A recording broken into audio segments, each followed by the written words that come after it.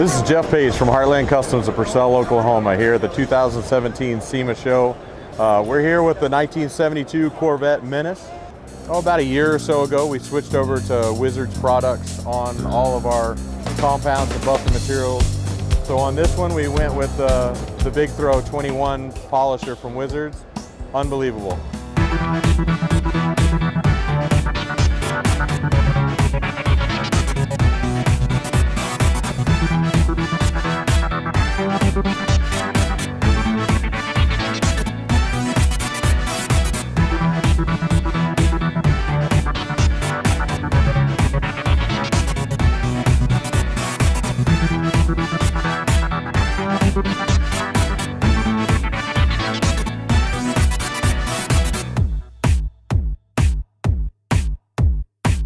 We're kind of focused on modernization of all classic cars. We do all makes and models.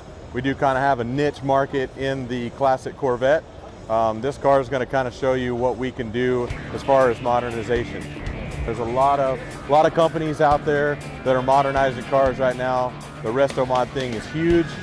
This car kind of takes it to a whole nother level. And so I'll kind of walk you around the car a little bit, show you some of the things we did. The basic concept of the car is you take a classic American muscle car and you take European styling and you mix it all together and then make it look like it came from the factory that way. There's really nothing bolt-on this car. Every single piece of this car was handmade for this car. A lot of carbon fiber, a lot of modern technology, a lot of machine parts. We'll kind of walk around this way. I can kind of show you some of the things as we go. Kind of right here on the rear, we can kind of start with, you've got the LED Lotus Elise type taillights here with CNC machine housings. If you're going to do the European styling like the Ferrari, you've got to have the rear carbon fiber diffuser. So we've done that. CNC machine gas caps, lots of carbon fiber on the deck lid. We kind of took the styling cues from the C7 Corvette and ran those on the deck lid here. As we kind of walk around the car, you can see all the different things. Probably every panel on this car has been nipped and tucked and massaged to give it the styling you see here. The hidden door handles here like the C7 Corvette has. Ours, when you walk up to the car, it senses the key fob in your pocket and actually illuminates that so at night you can see where to put your hand. Something that General Motors hadn't thought of yet, so we kind of beat them to that. But on the interior, we got a really good angle on it right here. Sculpt Garage in San Marcos, Texas did the interior on this car and killed it. I don't think there's an interior in this show that can get anywhere close to this thing.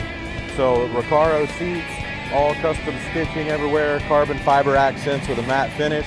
On the gauge cluster, we kind of went a little crazy, but we wanted to have that OEM feel like a modern supercar.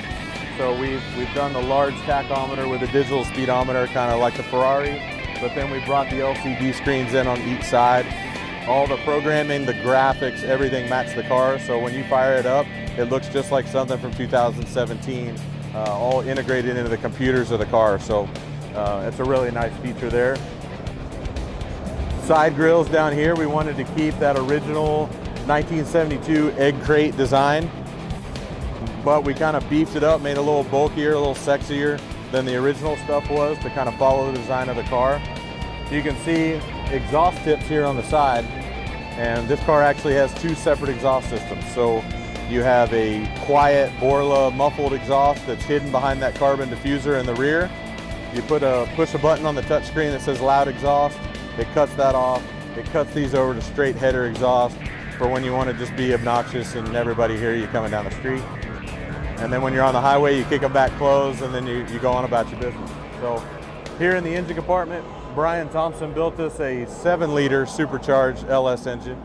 So this is the LS7 with built-up internals and the LS9 Roots style supercharger. So you've got 860 horsepower, 825 foot-pounds of torque, completely streetable. We keep on walking around here.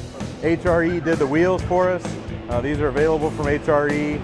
You can see everything for the C3 Corvette owners, like the front bumper, they'll definitely recognize theirs probably doesn't fit like that. This was cut into about 19 pieces and reshaped to the car. It was added about an inch to it to make it fit the bigger, bulkier look of the hood grills and the side grills. And then the headlights is definitely a key feature of this car, these were all CNC machined. You've got the laser beam kind of Audi looking running lights. We didn't like the individual points of light on the LEDs like Audi does. We wanted more of that beam, so we kind of worked that all into the design where we have that.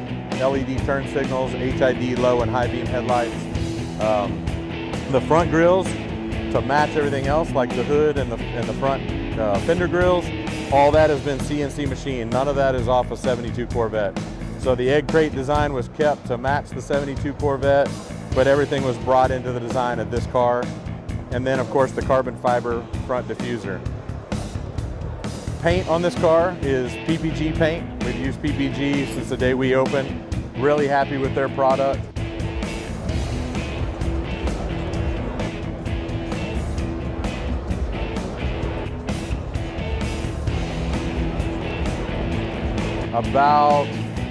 About a year or so ago, we switched over to Wizards products on all of our compounds and buffer materials. I used to use the big DeWalt rotary buffer that weighs 8,000 pounds, and then you go home and your back hurts for a week after you buff a car. So on this one, we went with the Big Throw 21 polisher from Wizards. Unbelievable. It's lightweight. It buffs out everything great. You can pretty much go right over a sharp body line like the top of these fenders have without any worry for burning an edge. Even with their microfiber pad and their Mystic cut, burning edges is kind of a thing of the past. And even a skilled polisher, every now and then you get crazy with a rotary, you're gonna burn an edge. This you don't have to worry about. I've even seen some of the guys here that are winning the top awards that are having to tape off body lines and things like that. You don't have to worry about that with the Big Throw. So on this car, we used the Mystic Cup compound with the microfiber pad and then the orange pad. And then on the third stage, we did the nano wax with the gray pad. And I think the results speak for themselves.